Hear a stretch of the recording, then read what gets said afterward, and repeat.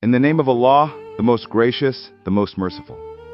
O listener, open the doors of your heart, awaken your soul, and imagine for a moment that what you are about to hear is not an ordinary tale, but the story of that divine light which had not yet appeared in this world, yet its radiance was already illuminating the heavens and the earth.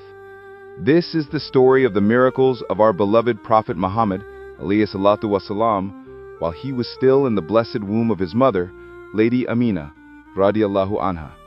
Even before his birth, the universe felt the beams of his light. The colors of the earth and sky began to change, and the great empires of the world started to tremble, while the heart of Amina was filled with peace and her soul with light. She would often say that her condition was unlike that of other women. She did not feel the weight of her pregnancy nor exhaustion. Rather, there was a lightness in her body, a fragrance surrounding her, a radiance shining from within, and a tranquility that words could not describe. Sometimes she felt as if the child in her womb was bowing in ruku', sometimes in prostration, and sometimes she heard him glorifying Allah. It seemed as though the entire universe was glowing with the light radiating from her being.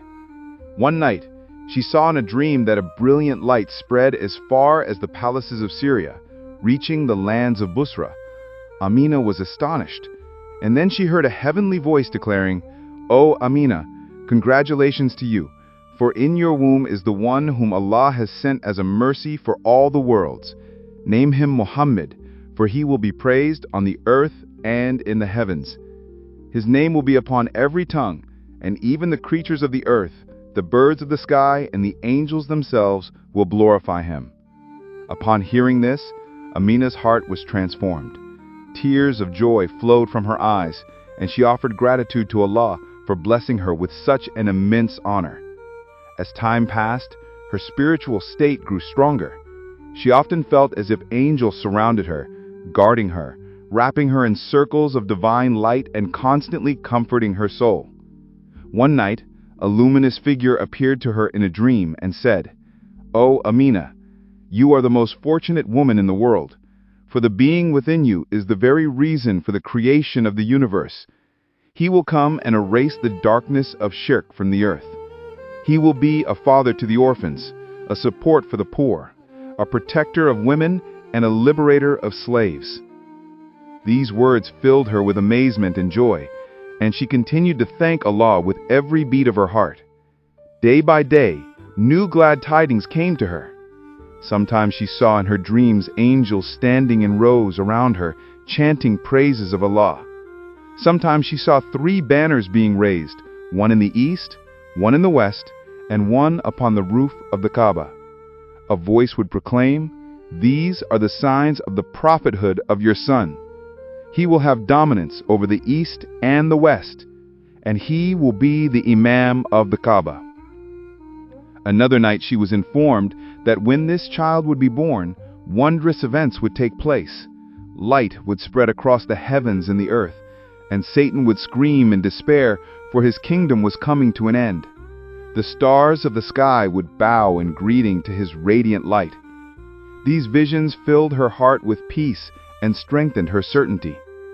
During this time, the world itself witnessed extraordinary signs. The 1,000-year-old fire temple of Persia, which had never been extinguished, suddenly died out. 14 towers of the royal palaces of the Sassanid Empire collapsed to the ground. The lake of Sawa dried up. The great idols in the Kaaba fell down.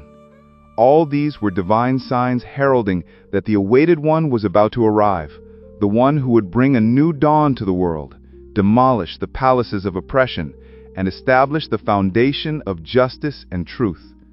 Lady Amina would often share her dreams with the women around her, visions of light, of angels, of banners, and she would say she felt certain her child was a prophet of Allah. The women listened with astonishment, but Amina's heart was filled with unwavering faith that this was indeed the one for whom the world had been waiting for centuries. O listener, just reflect.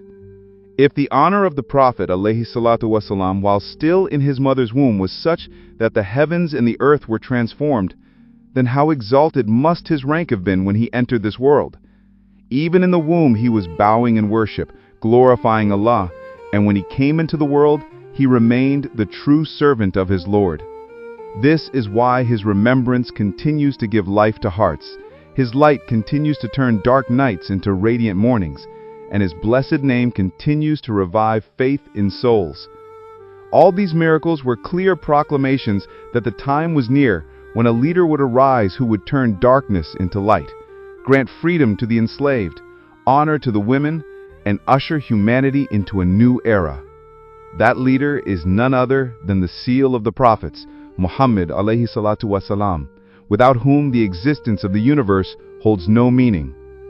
O beloved listener, if this story has brought peace to your heart and light to your soul, then know that it is through the blessings of the beloved Prophet Muhammad, whose remembrance is an act of worship and whose memory revives dead hearts.